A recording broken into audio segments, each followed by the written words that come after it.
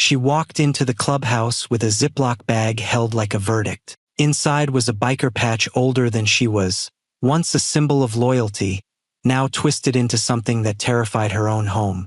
And when she said she was returning it because her father didn't deserve it anymore, every man in the room froze. What does a 14-year-old do when the symbol meant to protect becomes the thing she fears? Jules arrived at Iron Summit MC just after the school buses cleared the street. Her sneakers were dusty from cutting through the empty lot behind the clubhouse, and her backpack hung half unzipped from one shoulder. She walked with the posture of someone forcing herself not to hesitate. The clubhouse door creaked as she pushed it open, and every conversation inside fell into a low murmur, all eyes drawing to the small Ziploc bag she held with both hands, knuckles white against the plastic. Inside it was an old biker patch, oval-shaped, edges frayed, a corner stained with oil. The stitching had faded into a dull bronze.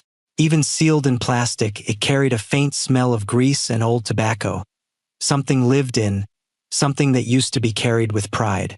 Jules didn't look at it. She kept her gaze forward as she walked straight to the table where Pike, Razor, and a few others were sorting donation boxes for an upcoming charity run.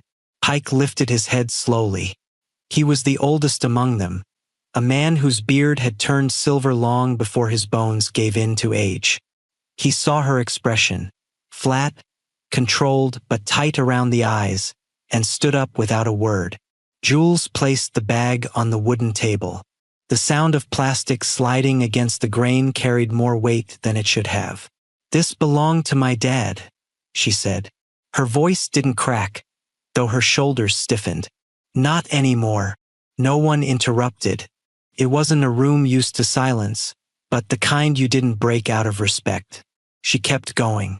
"He uses it to scare us. He keeps it on the coffee table. Always there. He wants it to mean something, but not the kind of something you people talk about. Not brotherhood. Not loyalty. Just control."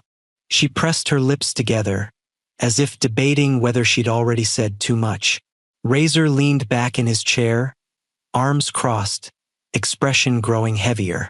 Warren, broad-shouldered, younger, but with a presence shaped by places far from home, shifted forward. He stared at the patch as though seeing a ghost he hadn't expected. Jules finally looked up at them. "I think it used to mean something better," she said quietly. "Before he started drinking. Before everything changed." Pike reached for the bag with two hands, slowly, carefully, like accepting something sacred. His eyes scanned the edges of the patch, recognizing the emblem immediately. "This is old," he murmured. "Real old. Haven't seen one of these in years." Jules nodded.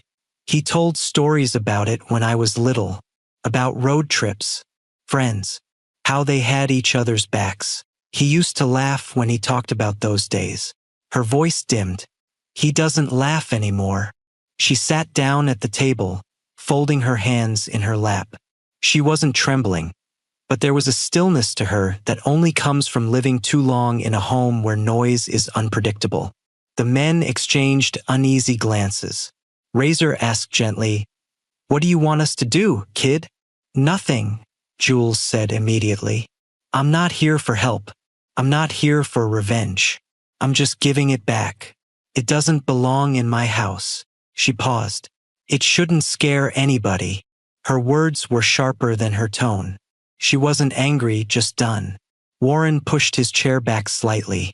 "Your dad," he said, choosing each word like it weighed something. "Did he ever serve? Overseas?" Jules's eyes flicked toward him, surprised. "Yeah.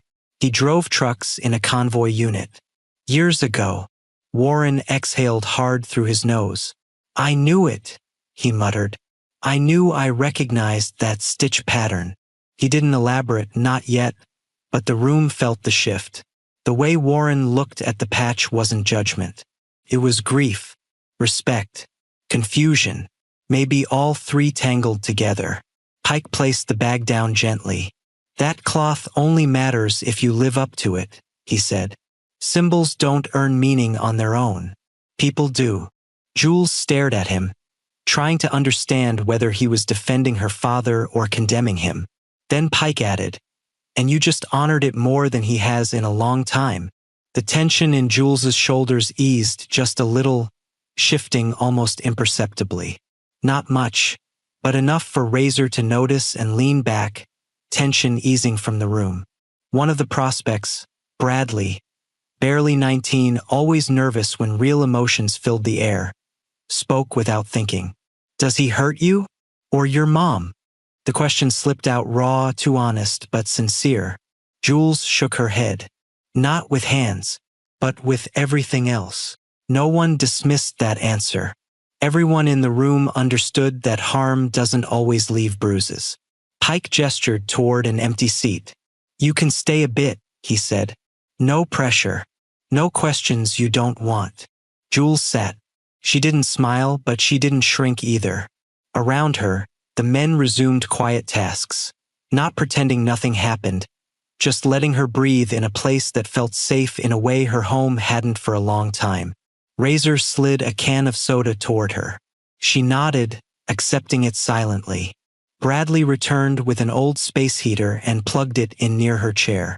Warren remained standing, eyes still on the patch, as if reconciling memories that didn't match the man he'd heard about recently. Jules watched them all, not exactly comfortable but no longer alone. She didn't ask for anything more, and no one in Iron Summit MC planned to let the story end at a patch on a table.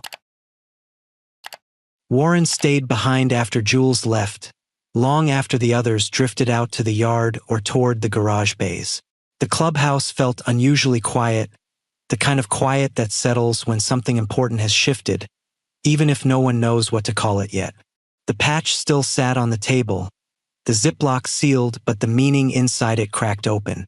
Pike was the one who noticed Warren hadn't moved in 10 minutes. "You recognize it," he said, not a question. Warren nodded once. "Yeah, I do." "From where?" Razor asked, leaning against the doorframe. Warren's jaw flexed. "Convoy unit. Same one her father was in. Same squad." He rubbed his thumb against his palm as if remembering the weight of a steering wheel, the vibration of desert roads. "He wasn't like this. Not then." Pike folded his arms. "People change, son." "Yeah," Warren replied quietly, "but not all at once. Something must have broken after he got home." The admission carried more sorrow than defense. It wasn't about excusing the man, it was about mourning what used to exist. Bradley, still sorting tools nearby, asked, "Was he a good guy?" Warren hesitated. "Good? I don't know. Solid. Reliable. The kind who stayed awake the extra hour so you could sleep. He had this way of laughing when things were going wrong, just to keep the rest of us calm." He exhaled hard. Hearing what he turned into, he shook his head. "It doesn't make sense." Pike placed a hand on his shoulder. "Then maybe it's time to find out why." Warren didn't answer, but the thought anchored itself. That evening, Jules returned home to a house that felt smaller than usual. Her mother, Marlene, sat at the kitchen table sorting envelopes with the slow precision of someone reading the same words again and again without absorbing them. She glanced up when Jules walked in. "You went," Marlene said softly. Jules hung her backpack on the chair. "Yeah." Marlene didn't ask what happened. She didn't ask what Jules said or whether anyone judged them. She simply looked relieved that her daughter hadn't carried it alone anymore. "I don't know what he'll do when he gets home," Marlene murmured. "But thank you for being honest." Jules shrugged, but her eyes softened. "I didn't tell them to fix anything. I just gave the patch back." "I know, sweetheart. But even that, it's a start." The kettle clicked off behind her, filling the small kitchen with a faint cloud of steam. The place smelled of chamomile and worn linoleum. Jules sat at the table, pulling her sleeves down over her hands. "I just want something different." "I know," Marlene repeated, but there was helplessness under her voice, the kind that comes from knowing change is needed but not knowing where to reach for it. Back at the clubhouse, Pike, Razor, and Bradley headed into the storage room behind the bar. It wasn't organized. Nothing in Iron Summit ever stayed organized for more than a week, but the shelves were stacked with decades of old banners, photos, patches, and boxes holding forgotten memorabilia from dissolved chapters. Pike dug through a crate until he pulled out an old binder filled with faded photographs. "Here," he said, flipping to a page showing the defunct chapter Jules's father once rode with. The men in the pictures were younger, grinning at campfires, posing beside patched-up bikes that had probably fallen apart long ago. Razor pointed at the emblem stitched onto their jackets. "Same one." "Yeah," Pike said. "They shut down after that pileup on Route 48. Lost 2 members in one night. After that, the survivors drifted off. Some joined other clubs. Some quit riding." Warren leaned over the binder, recognizing faces he hadn't seen in years. "He never talked about that part," he murmured. "Most people don't talk about the night everything changed," Pike replied. A silence settled as they flipped through more pages. At the back of the binder was a hand-drawn roster with names crossed out, some with notes like moved, relocated, or stopped riding. One name stood out, Jules's father, with no note beside it. A blank line where an explanation should have been. Bradley cleared his throat. "You think that's when he changed?" "Could be," Razor said. "Grief turns some people inward. Others get lost." Warren stared at the blank space next to the name. "He didn't get lost," he said. "He sank." Pike closed the binder gently. "Whatever happened, that girl walked in here asking for nothing but a place to return what weighed her down. We owe her honesty, and her old man deserves a mirror, not a fist." Razor raised a brow. "You thinking of going to talk to him?" "No," Pike said. "I'm thinking Warren should." Warren looked up sharply. "Me? You knew him," Pike said. "And he might listen to someone who remembers the man he used to be." Warren didn't speak right away. He looked once more at the patch on the table, then at the binder in Pike's hands. The memories were stirring, loud, complicated, and real. Finally, Warren nodded. "I'll go. Not to fix him, just to tell him what we saw today, and what his daughter carries." Pike clapped his shoulder. "That's all anyone can do." The decision lingered in the quiet room, settling like dust motes drifting through the thin sliver of evening light. The club didn't make threats, didn't plan confrontations. They chose respect, truth, and responsibility. The values the patch had been stitched upon long before it ever landed in Jules's trembling hands. And now that weight rested on Warren's shoulders as he prepared to face a man he once trusted, a man who had lost himself somewhere between old roads and unfinished grief. The kind of weight only history can create. Warren didn't sleep much the night before he went to see Jules's father. Memories kept him awake. Dusty roads, diesel fumes, the hum of engines moving information across hostile terrain.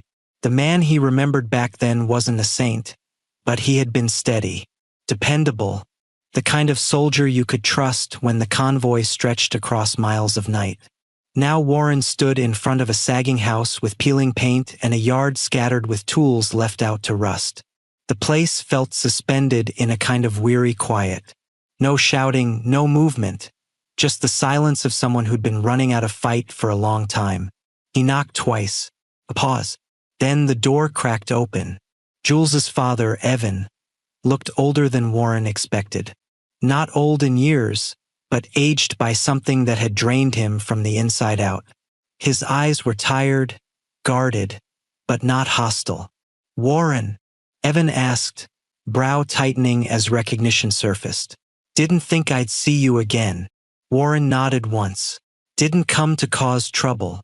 Evan opened the door wider, not inviting him in, but not blocking him either. "Then what?" Warren took a breath. "Your daughter came to the clubhouse yesterday." Evan's shoulders stiffened, but he didn't react the way Warren half feared. No anger, no denial, just a single exhale that seemed to deflate him further. What did she say? Evan asked. She returned your old patch. Warren watched Evan carefully. Said it didn't belong in your house anymore. The man flinched. It wasn't dramatic, yet it landed with the force of a truth he'd avoided for years.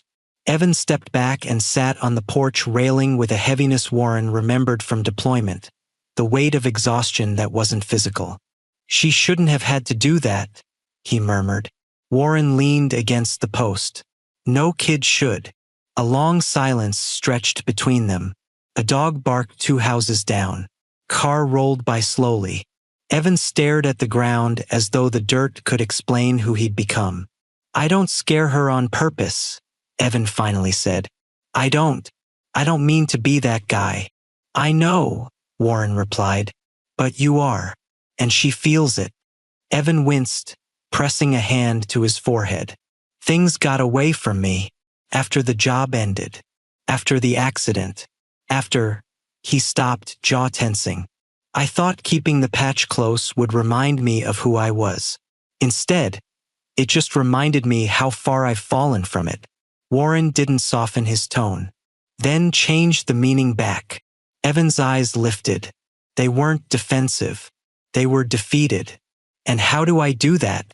Start by showing up sober, Warren said. Start by not using symbols as weapons. Start by remembering the man you were instead of the one you've become. Jules isn't asking you to be perfect. She just needs you to stop shrinking from the truth. Evan rubbed his hands together, the kind of nervous motion someone uses to keep themselves from shaking. She hates me. No, Warren answered firmly. If she hated you, she wouldn't have come. She'd have thrown that patch in the trash. Instead, she brought it to a place where it meant something. She was giving you a chance to reclaim it. Evan blinked hard, eyes glistening as he stared at the yard. I don't know if I can fix this. Warren stepped closer. You don't have to fix everything today. Just stop letting the worst moments define every day after. His voice softened. Your daughter is stronger than she knows. Don't make her carry your weight too. For a moment, Evan seemed to fold inward, the truth settling into him like a stone. Then he nodded, small, unsteady, but real. I'll try, he whispered. That's all she needs right now, Warren replied. A start. That evening, Jules noticed something different the moment she stepped through the door. The kitchen was clean, quiet. The usual sour smell of leftover beer had vanished. Her father sat at the table, hands clasped, staring at nothing. Not drunk, not angry, just present. He didn't speak to her, not yet, but he lifted his eyes when she walked past him. There was no fire in them, only a fragile shame. Jules kept her steps quiet. She wasn't ready for conversations, for apologies, for promises she couldn't trust yet. But the absence of chaos felt louder than any outburst. In her room, she sat on her bed, hugging her knees to her chest. She didn't cry. She didn't relax. She simply waited. Hope was dangerous, and she knew it. But she heard the difference in the air. Back at the clubhouse, Pike and Razor prepared a space on the memorial wall. They didn't hang plaques for fallen riders alone. They honored people, choices, turning points, the things that shaped the club's soul. Pike arranged patches, old photos, burnt edge flags, and tiny mementos from decades of riders before them. Bradley approached with the binder under his arm. Where's Jules's patch going? Pike pointed. Right here, between the old convoy emblem and the retired chapter insignia. Razor raised a brow. That's not exactly a memorial spot. It's a reminder spot, Pike corrected. That girl understood something grown men forget. A symbol only matters when you choose to live up to it. Bradley swallowed. Do you think her dad will get better? Pike sighed. I think today forced him to look in a mirror he's been avoiding. Sometimes that's enough to start a change. Warren entered quietly, eyes tired, but the tension in his shoulders had eased. He listened, he said. Didn't fight, didn't blame, just listened. Razor nodded slowly. Then maybe he's not as lost as everyone thought. Warren stared at the empty space on the wall where Jules's patch would go. No, he said softly. He's not lost, just buried. Pike rested a hand on Warren's back. And now he has a reason to dig himself out. The room settled into a warm, thoughtful silence as they prepared the wall, each item placed not for decoration, but for meaning. The patch would be stitched there soon, a small reminder of a girl who carried more courage than she realized, and of a father who might yet choose to rise to the weight she set down. The next weeks unfolded slowly, quietly, nothing dramatic, nothing sudden. Change rarely announces itself with grand gestures. It slips in through small decisions made on ordinary days. And in Jules's house, those small decisions began adding up. Evan started leaving the house early, returning with pamphlets and appointment cards tucked into his jacket pocket. He never explained where he went or tried to earn praise for it, but Jules quietly kept track of every change. She noticed the absence of beer cans, the steadier way he moved, the softer way he closed doors. The silence in the house no longer felt like a storm holding its breath. It felt like recovery, fragile, uneven, unfamiliar, but real. Marlene remained cautious. She didn't welcome him back instantly, didn't pretend the past had vanished. She watched with an alertness sharpened by too many disappointments, yet she allowed the possibility that things might shift. She spoke to Jules quietly each night, emphasizing that they weren't obligated to trust blindly, but they were allowed to recognize effort. Jules listened, absorbing each word with the quiet resilience she'd cultivated. She wasn't sure whether she trusted the changes she saw, but she wanted to believe in something steadier than fear. She kept her distance, choosing observation over questions. She simply observed, maintaining boundaries she'd earned through courage. And Evan respected those boundaries. It was the first time in a long while he had respected anything. At Iron Summit MC, the memorial wall grew into something more intentional as Pike prepared a space for Jules's patch. The men treated the area with a gentleness that contrasted with their weathered hands. Razor polished a discarded metal plate to reflect the overhead lights, while Bradley carefully brushed dust from the surrounding frames. Even the usually loud prospect worked quietly, sensing the significance of what they were building. Warren sat alone at a workbench nearby, sewing thick black thread through the faded patch backing. His hands moved with the same careful precision he once used repairing gear in desert outposts. He paused once, thumb running over the old emblem, remembering the man Evan had been. Not flawless, not heroic, but solid. Pike approached, watching the process with quiet pride. "You're putting good work into that," he said. "It deserves it," Warren replied. "She deserves it." When the final stitch was tied, Warren held the patch in his palm, examining the edges Jules had once gripped so tightly. It no longer felt like the emblem of a fallen chapter. It felt like a symbol reclaimed, not by the man who wore it, but by the girl who refused to let it keep its meaning twisted. Later that week, Jules stepped into the clubhouse after school, unsure whether she even wanted to go in. She hadn't planned to visit. Her feet simply carried her there as if habits were forming without permission. The door creaked open, but this time, the atmosphere inside didn't still in surprise. Instead, the men greeted her with soft nods and gentle acknowledgments, treating her presence as something steady, not startling. Pike called her over. "Got something to show you." She walked toward the memorial wall, unsure what to expect. The space was neatly arranged, photos from decades of riders, patches from retired chapters, a few relics from the convoy unit that had once been Evan's pride. Then she saw it. Her father's patch, cleaned carefully, its edges stitched straight, now held in place behind a glass panel, not elevated above the others, not hidden in a corner, positioned in a place meant for reminders, for lessons, for symbols transformed. A small metal plate beneath it read, Meaning is chosen, not inherited. Jules stared at it for a long moment, her expression unreadable. Then she whispered, "Why here?" Pike answered softly, "Because you returned it with honesty instead of resentment. That takes strength most adults don't have. This patch stands for what you did, not what he did." Jules swallowed tightly. She didn't smile, but her shoulders lifted with a subtle exhale, as if part of the weight she'd been carrying finally loosened.